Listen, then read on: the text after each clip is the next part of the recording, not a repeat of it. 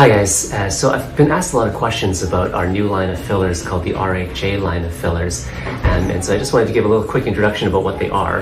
They're basically long-chain hyaluronic acid-based fillers that have the ability to be quite flexible within the skin, giving a nice natural sort of appearance. And these fillers, the RHA line, typically are used for a lot of different volumizing purposes in the face, including sort of mid-face volume, what we call these nasolabial folds. We can even use them in the lips or under the eyes. They're essentially pretty all-purpose fillers. There's several products within that range of line that can actually be applied broadly across a lot of different areas.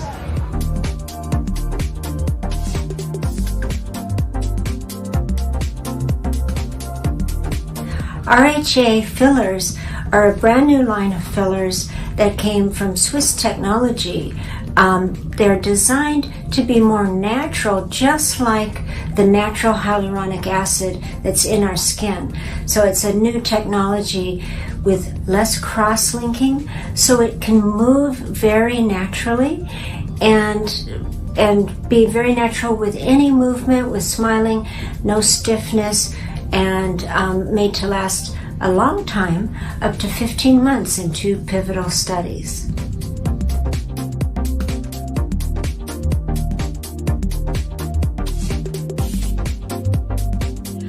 RHA fillers can treat many different types of problems, mostly lines and folds in the skin. The R means resilient, and H is for hyaluronic, A for acid. So resilient hyaluronic acid, it's made to withstand movement. Now the filler that's number 2 is the lightest weight one for fine lines, like in these smoker lines. That would be great. And to prop up the corners, what I like about it is it doesn't bulk anything up or push tissue over. It just integrates very naturally in the skin. RHA 3 would be for deeper folds, such as maybe real deep folds here or deep marionette lines. And RHA 4 can be used for smoothing the cheeks, for temples, for very severe folds. So the whole line kind of covers the spectrum of problems that we usually treat in our office.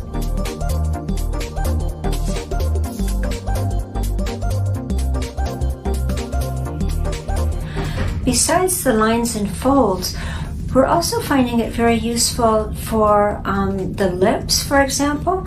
Patients like the smoothness and the movement. Some products can be put a little bit towards the eye for the dark circles, and even for getting a smooth cheek.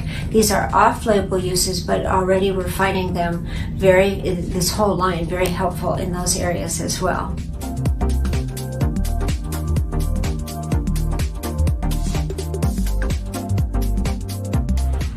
After a treatment in the office, when you look in the mirror, you'll see a result right away: softening of the folds, smoothing of the cheeks. But it usually swells, like all fillers, for a day or 2. There's usually very little downtime, but you can expect maybe a few days for everything to smooth out completely, and then you'll love it. But right away you see a result.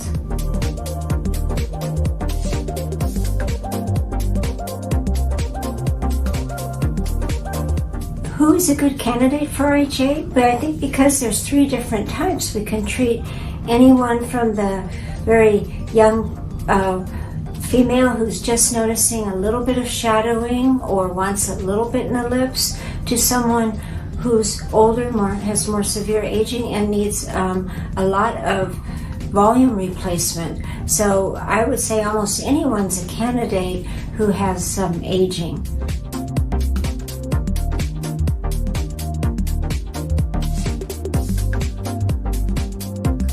Before and after any fillers, there's a few things you can do, such as before, don't take Advil, aspirin, things that can make you bruise, or even fish oil. And afterwards, the RHA line is just like any other. It can bruise a little bit, so we give you an ice pack, and you can ice it a little bit. You don't want to exert yourself or get super hot for a couple days, because that can make them bruise a little bit more. You wouldn't want to lay down and smush your face with a massage or a facial. So just kind of common sense things where you're not pushing on it a lot for a couple days, but there's really very little downtime and not much post-op care that's needed.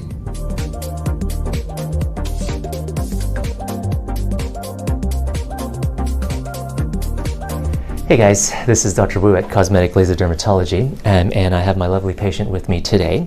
Today we're going to do a little bit of a demonstration of some filler products, namely the RHA line, and we're going to use actually all three of their products, the RHA 4, RHA 3, and RHA 2. RHA is a class of hyaluronic acid-based fillers that have really made a name for themselves in terms of how natural and how beautiful they can give in terms of a nice fill. So we're going to kind of go through some of the areas that will require a little bit of volumization, and then we'll go from there. Our patient here has some fairly standard patterns of volume loss, especially throughout the mid-face area, okay, as well as the so-called nasolabial fold and the so-called pre-jowl sulcus. Okay, these are three areas that I think we can make a lot of improvement with the RHA line. Additionally, as is natural with just time and genetics, we get a little bit of volume loss in the lip, and I think a little touch in the lip to restore some of that natural volume will be really nice. We're going to start with the RHA 4 product. I like RHA 4 because it tends to give a nice lift to the areas that we're treating and apply a little bit of structural replacement, as well as give a nice soft fill. Okay, and so I think it's one of the ideal products for the mid-face. As you can see here, the cheek area, the so-called medial cheek area, most of the volume has been maintained quite nicely, but we can see that there's a little bit of a drop starting at about here and coming downwards. And so placing a little bit of RHA 4 into this area to lift this part up is going to be actually really quite nice. Okay, and then building further out from that, our patient has this beautiful cheek structure, but it has decreased a slight bit, and so if we can reestablish some cheek structure here and give a nice little lift, that will be perfect. And then finally, for the mid-face, we never really want to have too sharp of a step off between our cheekbone and then the rest of the cheek, and so I'm going to soften that a little bit. Volume loss in this area contributes to sort of downward descent of all of the other skin and tissue, and so if we can reestablish some support in this area here, that will contribute to our lifting effect and give a nice blended sort of look throughout this cheek. That's going to be the plan for the mid-face, and why don't we get started with that first, and then we're going to move to the other areas.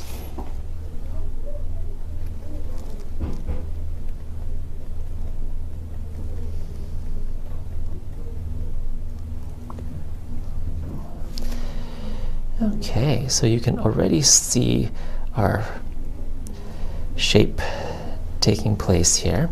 We're getting a little bit of a lift in this area here, and that's already giving a softening of our nasolabial fold. But we're far from finished here. And so our next goal is to make sure that we have a smooth transition from the medial cheek to the lateral cheek. Okay, we don't want any sort of step-offs, but we want to reestablish this structure here and give a nice, beautiful cheek. A little bit of a pinch here. That's just a drop of lidocaine. Still feeling okay? Mm-hmm. Beautiful. Okay. And now we just do a gentle restoration here.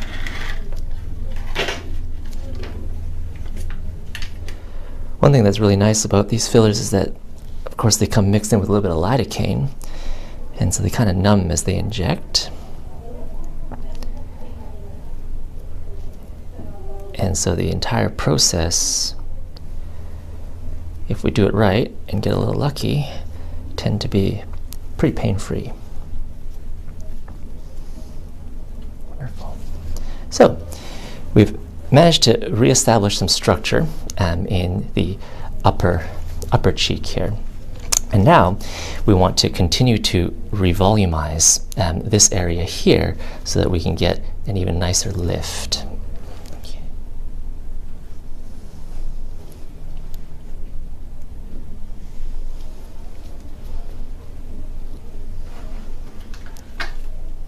One thing I really like about this particular filler is that it's very moldable, and so it integrates into the tissue very nicely to give a very nice natural kind of fill. Wonderful. Okay. So that's essentially the mid-cheek volumization. You can see, although there's a little bit of swelling, and bruising can sometimes happen with any sort of injection process, you can already start to see that there's significant lift on the right-hand side versus the left because of this restoration of volume. And this advantage can be actually seen throughout, even in areas that were not injected yet, including the nasolabial fold and this pre-gel sulcus area. So this product is going to integrate very, very well into the soft tissue here and give a very nice natural kind of restoration. Okay, so we're going to move on now to the next part that often is marked by loss of volume, and that's specifically the nasolabial fold here. Okay, the product that I'm going to use in this area here is the RHA 3 product, and this is ideal filler for this region. It also gives a very nice soft fill without ever looking overdone, and it can be very, very nice in this area. And you can see instantly the nice soft correction of this area.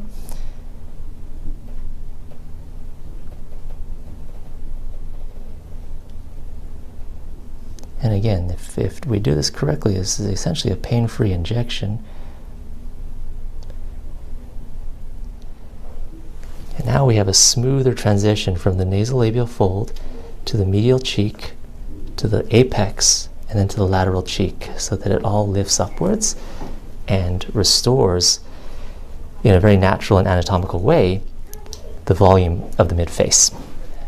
This area here, this is an area that we have to be a little bit more cautious in treating because we don't want to put too much volume in there. But it is a classic area of volume loss, so just a touch in this area is going to be very nice. And again, with the RHA line of products, I'm never worried that the filler will not integrate well. It always integrates very, very well and gives a very smooth, natural fill without the risk of lumpiness. And that's because of the innovative technology in this gel that allows it to have that flexibility and that smooth, natural filling ability. It's done here. And you can really see a difference between the right-hand side and left-hand side, although it doesn't pop out in the eye in terms of it's not jarring, the difference, but it's still a nice, natural, smooth improvement. And you can see how all of the transition zones of the face are now smoother and more lifted, and we get improvements even in the jawline contour as well as the entire mid-face. And now I'm going to switch to RHA 2 and just put a little bit of light volume into the lip.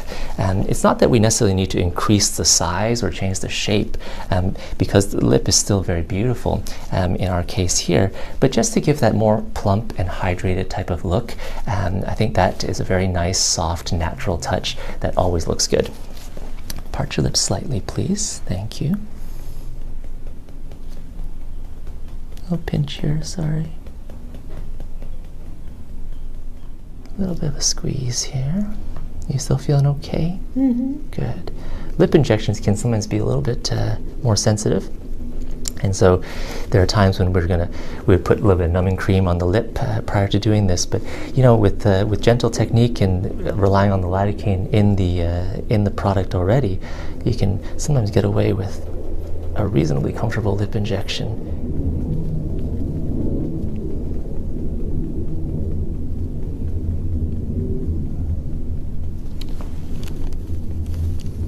All right, so we've done kind of the right-hand side of the face so far, and although there are always going to be a little bit of swelling and stuff like that that may obscure kind of the view, but we can already see kind of the immediate benefits of this treatment. First of all, the cheek structure has been reestablished, okay, and so there's a beautiful cheekbone that has been restored.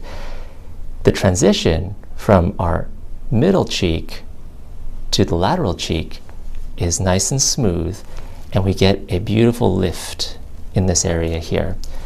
That is helping actually to lift up the jowl area as well as lift up the so-called nasolabial fold.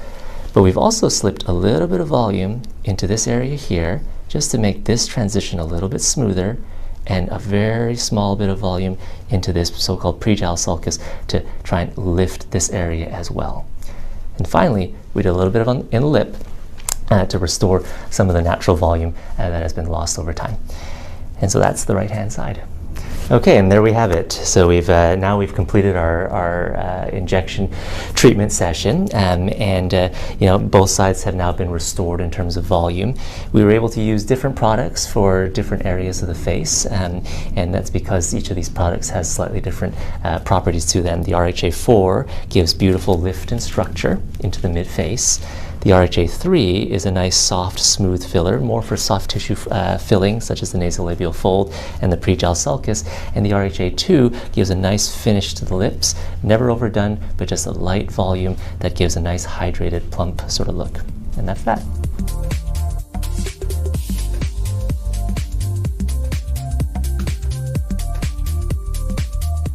Hi, I'm Dr. Butterwick, and I'm here for a lovely demonstration of a new filler called RHA. We have a wonderful patient that you'll see tonight that will demonstrate the whole range of this new line of filler. The RHA line is a hyaluronic acid. It's very, very safe. It's made in a way that is very soft and pliable.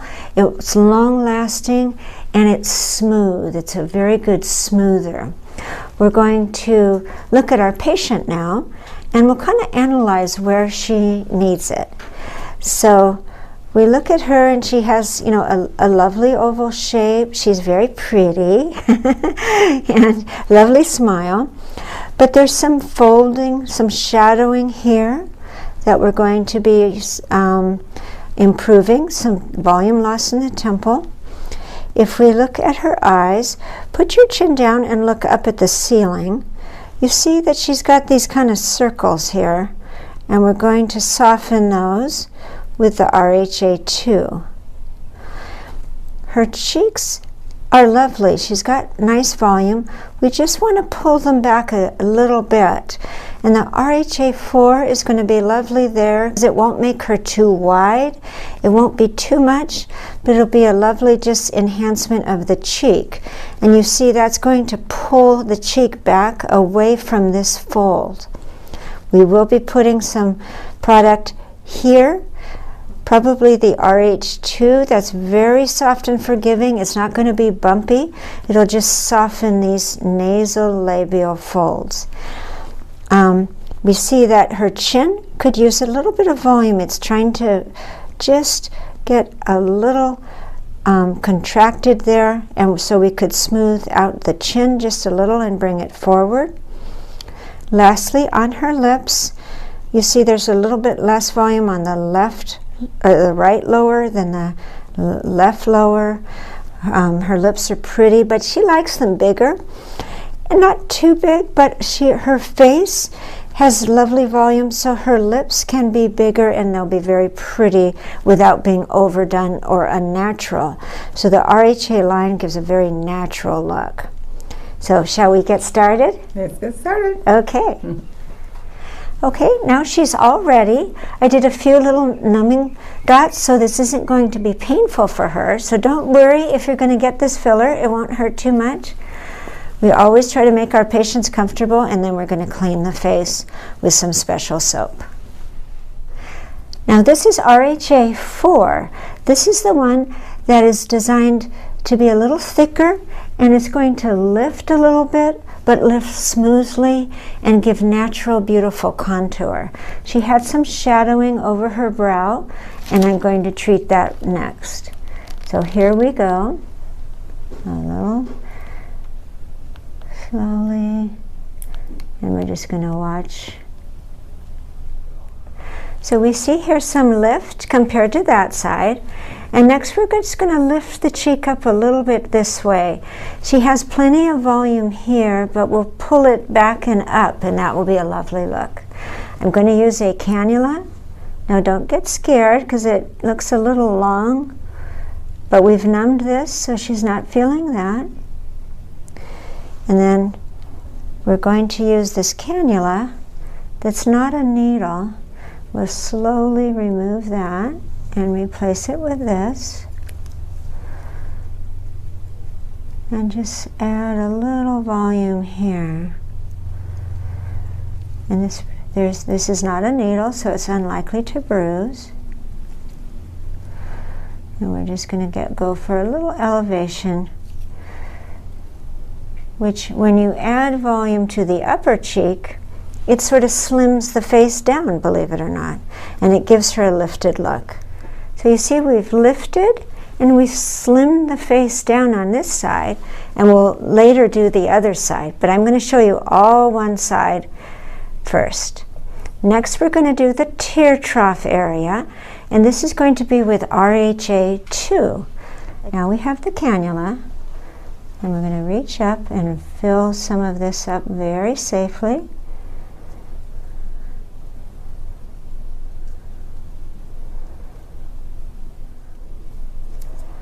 And then open the eyes, and you can see it filled in that dark circle.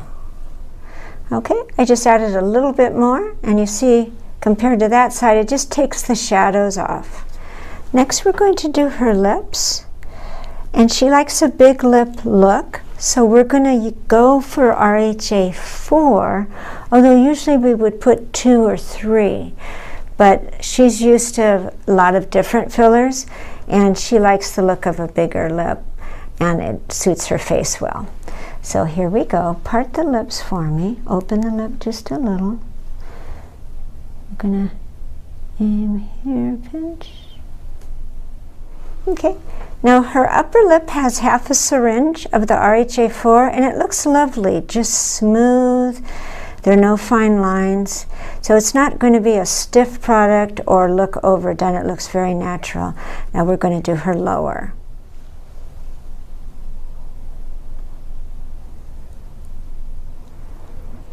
Now we're just going to smooth the chin out a little bit, where she had a little bit of unevenness. Okay. So I put a little RHA 2, but I think we need the thicker one, so now I just came back and put a little bit of a thicker filler here to help that fold just a little bit more, to bring it up out of the shadow. And so that's going to look very nice and smooth. And we might do just the corner of this lip to bring that little comma, to bring that up.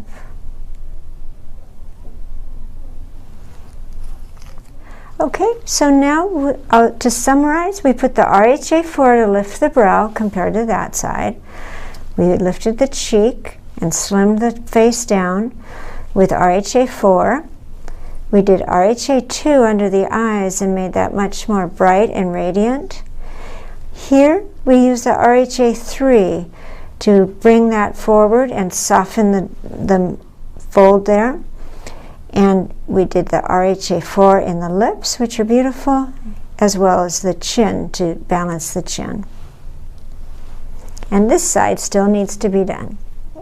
Well, as you can see, we're all finished. We've got the temples, RHA 4, RHA 2, RHA 3, and then this is RHA 4, but I did a little lip liner with RHA 2 to get that nice set edge for your lip liner.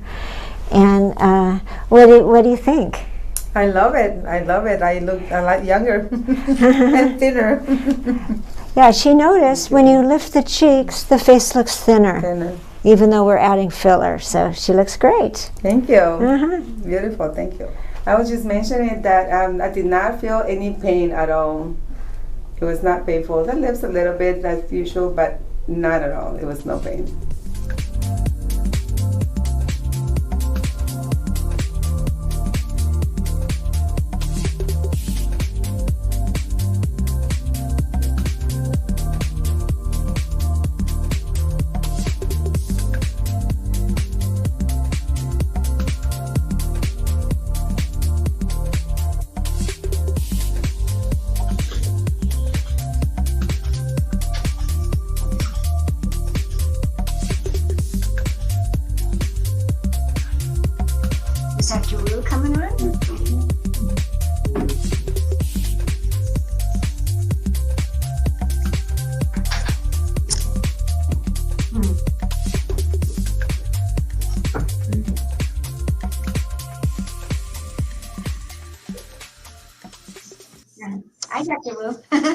Butterwick? Nice job.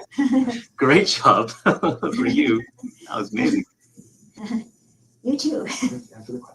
Okay, well, I guess thank you everyone for participating tonight and listening to us and watching our patients get new and improved. I think we're going to answer some of your questions. So, shall we just trade off, Dr. Wu? You can. Yeah. Uh-huh. I think that's a good idea, and then we can jump in if we feel like it. Okay, well, the first one says, is this a lot more expensive than other injectables?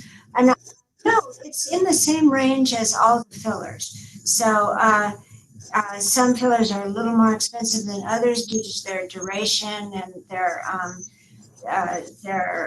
structure, but really they're all kind of in a similar range. Yeah, I think cost is always a big question, and I'm not sure what you feel about this, Dr. Butterwick, but mostly the cost will depend largely on the consultation. What each patient needs, will determine kind of the final cost of the treatment. But yeah, in general, the cost is very similar amongst most of these fillers. Mm-hmm. Okay. So let's see. You want to take that next one about the temple? Okay, yeah. So, well, this one actually, maybe Dr. Butterwick, because you did the upper temple. Oh, yeah. Yeah, so maybe we can defer this one to you. Yeah, okay. It says, I see you did it in the upper temple, but what about closer to the eyes, and does it make the veins pop out there? Well, in the temple, there's a safe region, and it's right here. And then we can take our cannula and go superficially in this area. If you say closer to the eyes, you might mean this tear trough area. And I did that on the patient with a cannula. So we can go close to the eyes, but we always want to stay just along the orbital rim here, not really way up by the eye. And we can even do the upper eyelid. Sometimes we need to add some volume all around the eye to frame beautiful eyes. And when the question is, does it make the veins pop out? When we first do it, the veins might look a little bit more dilated for about a few hours, but it's just a temporary effect. So don't worry about that. I have never, ever seen the veins stay that way permanently. Now, some people do have veins there, and we have a great laser for removing those veins. Yeah, Dr. Butterwick, I really loved how you did that temple and the under eye area. It looked so nice. Yeah, so I guess the next question here is, how long does the treatment last? And that's partially, reliant on how much filler is used and in which locations. But in general, under average sort of circumstances, this treatment will last roughly about, I would say, a year or so. Again, depending on how much is used, but a year, sometimes even a year and a half, would be my what I find actually in my patients. What would you say about that, Dr. Butterwick? Yeah, well, we've just had this filler a year, and I think that we're seeing some good longevity with it. If you put it near a place that moves a lot, sometimes it'll be 8 to 10 months. But in the studies that they did with it, there was still improvement at 15 months. So I think because of the structure of this filler, it's kind of like long tangles of spaghetti that doesn't have a lot of cross links, but those tangles make it last a little longer, and it makes it move naturally. So I think this is a great product that we'll find has very good longevity.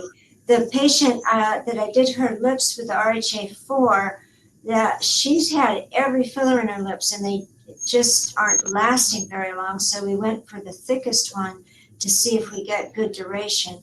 So we will see on that, but it hasn't been too long yet. But I'm hoping that we get in the lips a good year. Great. Okay, so the next question. I have had lumps with some other fillers. Is this filler less likely to cause lumps? And I think both you and I would agree, Dr. Wu, that yes, it is a particularly smooth one.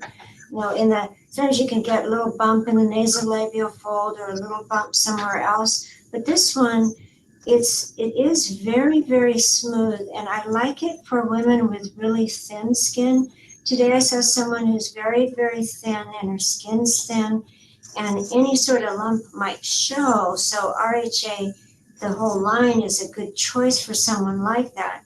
If someone has really super thick skin, they might need the thicker RHA4 to get enough lift. But this one, I believe, is particularly smooth. The other place I love it, like in this corner, so I can stand myself. I could use some, but it will smooth out these corners without pushing tissue to the side. Like sometimes if you get filler here, you just push tissue and you get something else you don't want. The RHAs are so integrated in the tissue that they don't do that, and I think that's a big advantage. Yeah, the smoothness of the product is really, really nice, especially like you mentioned, Dr. Butterwick, in those thinner individuals. Really quite like that. So actually, this kind of segues into the next question. You kind of touched on this just now, Dr. Butterwick, but when I smile on one side of my mouth next to my lips, it gives a crease line, okay, which is really quite common. We treat this all the time. And the question is, will this filler help fill that in? And will the filler move with my smile? I think these are very good questions to ask, actually, because the answer is yes, this filler can be some of the RHA2 or even the RHA3, in my opinion, can be a very good option to restore some of the volume in those areas. And you usually don't have to worry too much about the filler bunching in this area, even though there's a high motion area, because of its ability to integrate into the tissue and be smooth. So yeah, that is one area that I do like to use these products in. Mm-hmm. Yeah. And I see a question just above that from someone I know. Hello there. But the question is, what are the main reasons this product would be used instead of other injectables? And I think it is when we really need that smooth effect on real thin skin. It'll be very nice in people who have need a transition from one area to the next for connecting areas, and the duration. So I think there are many reasons that we've alluded to, less lumping and so forth. Now we do mix and match fillers, and so this is just like having another wonderful tool on our artistic palette. And so I love kind of mixing and matching and choosing which one will be exactly right. And so now we just have another wonderful tool. Yeah, that's the key. I'm kind of scrolling down the list here for some of the questions that we may have overlooked, but to touch on some of these, there was a question about large needles and needle versus cannula. Some of the demonstration tools that you saw were not really needles, but actually cannulas. And those were a little bit larger in size, but they're very different from needles. And in general, it doesn't actually hurt at all. With a little bit of luck and some gentle touch and technique, usually these treatments don't hurt at all or very minimally. And Dr. Butterwick's patient kind of spoke to that at the end of her demo. The major difference between a needle and a cannula is that one is sharp, the needle, and one is kind of blunt. And so they're just two tools that we use, and they each have their place, and they each can be used, advantageously in certain situations, depending on what we're trying to achieve. Let's see, another question is, does it work in the hands? I think this would be a beautiful filler in the hands, but frankly, I haven't used it there yet. It would be an off-label use.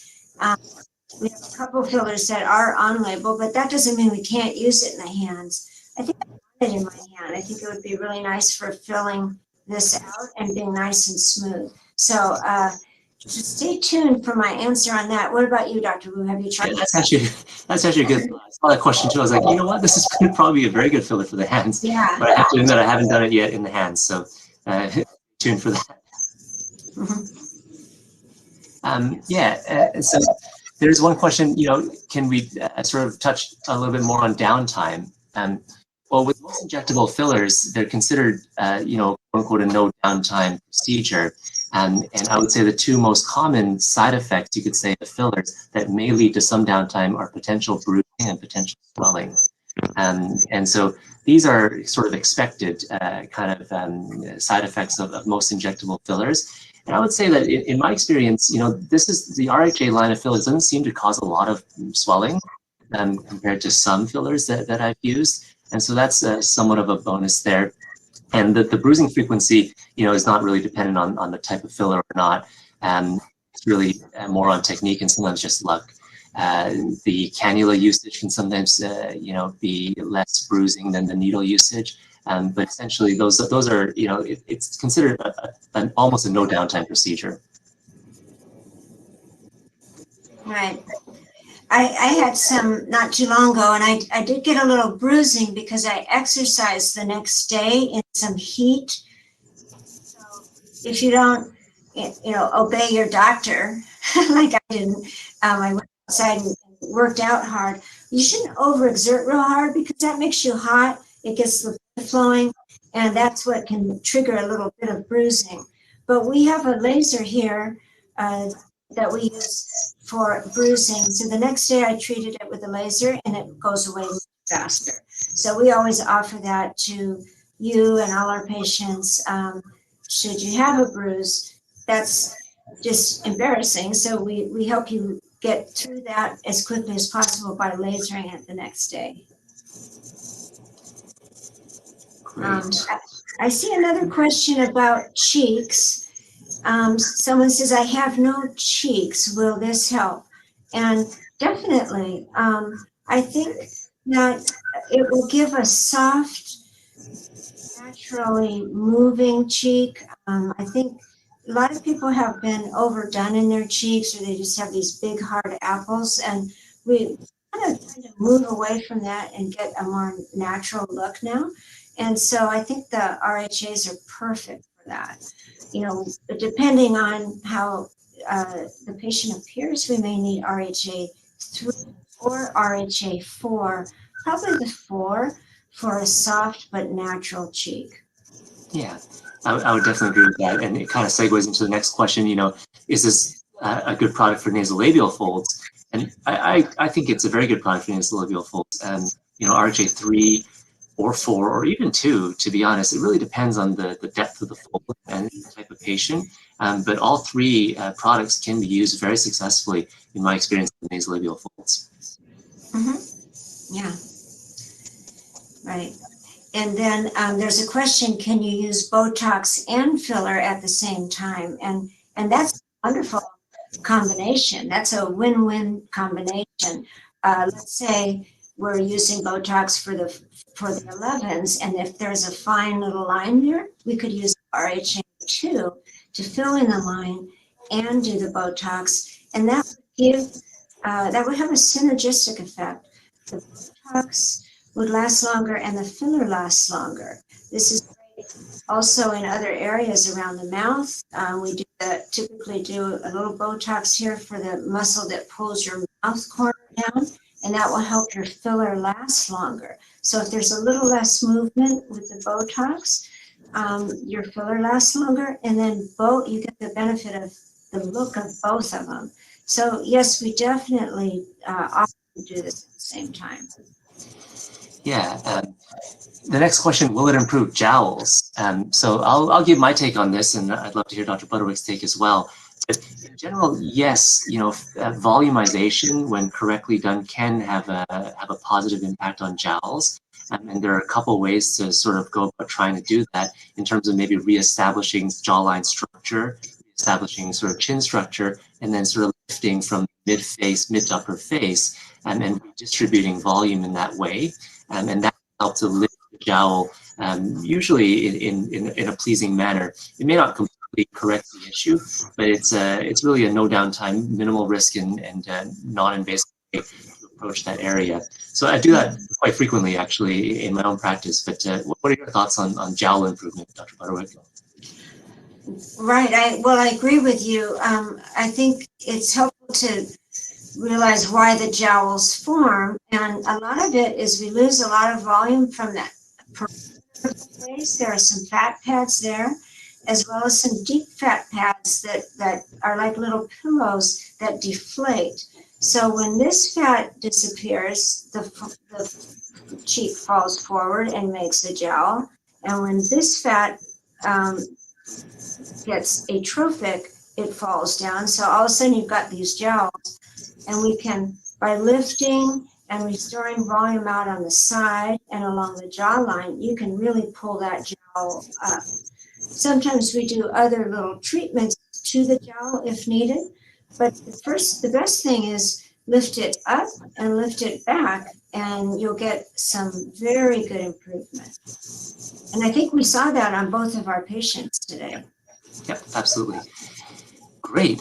So there's been quite a lot of great questions. We're wondering, we're coming to the end of the list here. Are there any other questions that you guys have some curiosities about that you'd like to ask? Please feel free to type them into the question box. Seems like we're kind of to the end here. Well, I'll just talk a little bit about the the formation of this RHA line. I don't know if a lot of people know that there's the scientist, this woman, Madame Trudeau, is it? Madame Tupon. So, sorry, pardon my French, but she developed the Juvederm line years ago. And then she's French, and she now has developed this new line of the RHA fillers that are just softer, natural, very, very nice. So I kind of like that it's a woman scientist and someone who's been working on this for her lifetime. And now this is a new, exciting product that she's made. But it's not that new, so it's not so experimental or anything new. It's hyaluronic acid, and it has been used in Europe for years. So we have a lot of experience. This is the year anniversary that we've had it in the US, and I haven't heard of any problems with it, and I think it's going to be just utilized more and more as we find just the right areas for it. Great. So, Dr. Butterwick, do you want to wrap this up here? Or? Oh, okay. Well, I see just a couple more questions, or is it time for the wrap up? A couple more. Okay. All right. Maybe I'll take one and take one here. Yeah. So, one of the questions: how many areas can one syringe treat? That's actually a good question, because we try as aesthetic injectors to maximize the value of every syringe that we do. But in general, it really depends on what our goals are and which area of the face that we're treating. So, for example, if we're doing a lip, for example, one syringe is often very sufficient to do a lip. Whereas if we're doing mid-face volume like cheek and etc., one syringe might be enough to split half-half, but typically you need maybe ones per side at least to get some nice volumization. Similarly for the temples, I find that one per side on average. It tends to be a good range, whereas the nasolabial, if not super severe, then you could get away with splitting one half on either side, or maybe doing one per side. Again, this is the part of the consultation that is very dependent on what your goals are, and what your personal aesthetic is as well. And so we work very hard as a team to match those goals and to generate that aesthetic that you find pleasing. Right. Yeah. That'll definitely vary, and fillers can be put in stages. Sometimes we tell people you kind of need a syringe per decade as you get older, because we lose a teaspoon of fat every year from our face starting at age 30. But you don't have to do it all at once. And once we get the look we like, we just maintain it with a little bit of filler. We don't need to use much after we build the look we like. Now, we're just going to mention to you that after this webinar, you're going to receive a text. So if you want to book a consultation, you can.